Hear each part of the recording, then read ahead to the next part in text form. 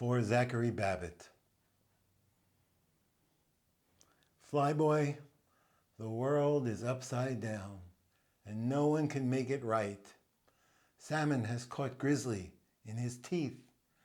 Bighorn is answering fox's call. And today we mark your passing when you only just arrived. FlyBoy, I remember the day you were born. Flown in from the other side. It's a boy, and his name is Zachary, came the call from your Grandma Jean. I shouted just that out for all the house to hear. It was college, and everyone's still in bed. It's a boy, and his name is Zachary. You were famous in our house. FlyBoy, you were a precocious little bugger, weren't you? Your talent and curiosity, self-evident. You could draw like nobody's business, make sculptures, play music, wear costumes, perform. You had all the tools. Your upside was all up, uncontainable, but you contained it for a time. You didn't want to be another one of them poor New York City artists you saw around town. And besides, nature called. FlyBoy, the natural world was your North Star, wasn't it? I remember when you were little, you got excited when you found out I had done some camping and mountaineering. You wanted to know everything about it. At this point, you had yet to camp out under the stars, but wanted to more than anything. And it turned out to be your calling, nature, the animal kingdom, the forest primeval. You were like a bear born to the woods. You once told your mom that the family country house was your first sanctuary. It's where you discovered this most important side of yourself. I was there one time, watched you hunt a rabbit with a bow and arrow. You missed that shot, threw that bow down in frustration. You wanted things to be perfect. When they weren't, you took it personally, a family trait I was familiar with personally. FlyBoy, I didn't see you a lot once you moved west, but I followed you through your mom and dad's eyes. The enormous pride they had in you, even as they didn't always understand the hunting thing and the wilderness thing. City slickers that they are, they hunted for good opera tickets, camped out in line for the best ballet seats.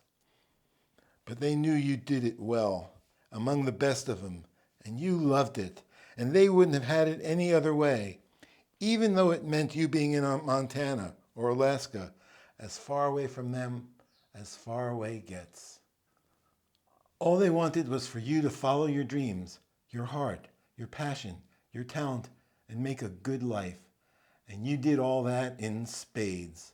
A man's man you became, with the heart of an artist, and we are all proud of you. What you accomplished in too short a life, tenfold over what most people do in twice the years and more. A man of the earth, a chronicler of its wild kingdom, a disappearing world that you had great insight and wisdom into, insight that will be with us through your paintings and memories forever. FlyBoy, one summer you met a girl. She was young, 14 I hear, but she grew up. You both did. And you found your true love, and your true love found you, and you both have been blessed, deeply blessed. And you have a little brother too, not so little really, who admired you above all. His big brother Zach, explorer, pilot, wildlife artist. Such a legacy, such a proud little brother. FlyBoy, you got to know the critters in the kingdom at their level, eyeball to eyeball. Over time, you must have grown closer to them, and they must have changed you, like a catalyst changes its medium, and it brought you back to art, and soon it became more important to paint animals than lead hunts to them. You found your medium, watercolors, which takes exceptional skill and control, especially for the realism your style required. You taught yourself how to do it, didn't you? Another family trait, and it made your family very happy, knowing your innate talent like we did. You drew it all from memory, those years of expeditions, eyeball to eyeball, now like a National Geographic film, always running through your creative mind. And you drew from those memories audacious compositions, a kind of supernatural nature, but also fiercely natural. And your critters, grizzly bears, bighorn sheep, owls, moose, sockeye, trout, had such divinity in them. You could see into their souls through their eyes, which are your eyes, which are their eyes, which are all of our eyes. And then, when you were at your peak, FlyBoy, the world came upside down. Too young, we cry. Unfair, unjust, undeserved. How could the world be so cruel? How can it rip the best of us from its bosom at their ripest hour? But who are we to quibble with our destinies? And what will our anger do but harden us? How are we, small-minded critters of the big-mind world, to make any sense of any of it? You saw it all, FlyBoy, didn't you? From down in the earth, eyeball to eyeball, to above the clouds. Big picture, small, intimate and expansive. And that's what your art gave us, an intimate portrait of the infinity of life, the up close and personal and the big picture in the same image.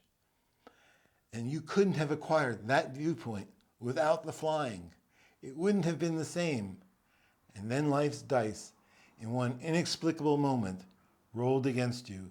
And here we are again, our world upside down. And no one can change that, or make it right or whole. No one, no God, no belief can undo what is done. So we will have to learn to live with it as best we can and not allow it to deaden us.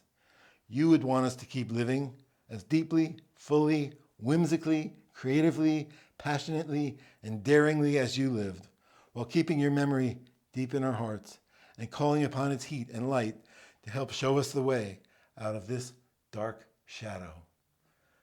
FlyBoy, last week you came to me in a dream.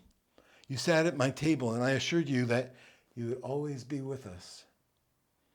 You heard me, I know you did, and it was what we both needed to hear and know in our hearts was true, is true.